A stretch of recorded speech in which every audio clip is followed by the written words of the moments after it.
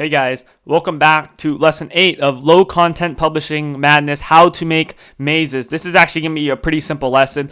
What you're going to want to do is use Upwork. I have heard of someone using Fiverr. I believe they inboxed a cover creator and they made a deal with them to make mazes, but I recommend Upwork. And I'm going to give you a sample of one of my job descriptions. Essentially what I say, I want a maze. I always do 8.5 by 11, and I typically request for them to put it in a PDF format. I told them I want 20 mazes in the shape of rectangle, square, donut, circle, and then of course the little qualifications. If you want a sample of my job description, I can email it to you. Just let me know your email in the description below, and I'll just send it to you.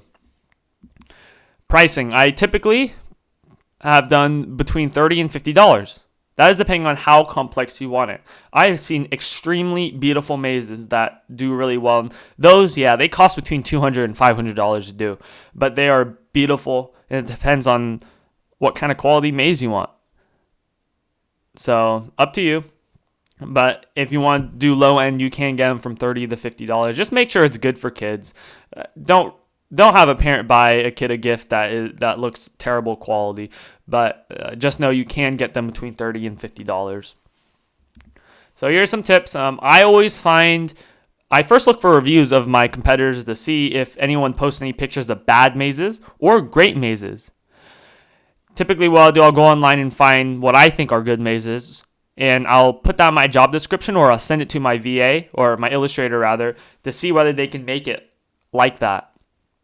And if they can, then great. Let's continue on with this. But I always want a certain quality of mazes, so I would look for them myself, or at least the quality.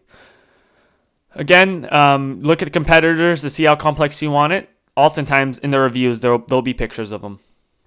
Now, if you want to, it's not a trick, but if you want to make a maze book look longer, add a blank page between every maze. And this isn't to be like gray hat or black hat.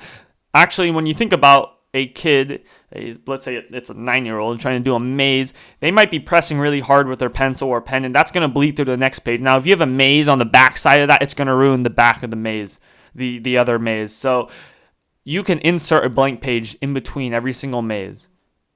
I personally don't do that, but you can do that. Basically, what's going to happen is you're going to have this 20 puzzles and then 20 solutions.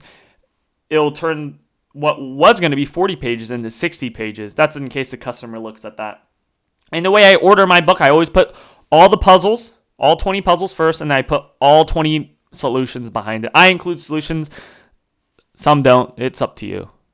And that'll be it for this lesson. Next time we're going to be covering how to create word search puzzles.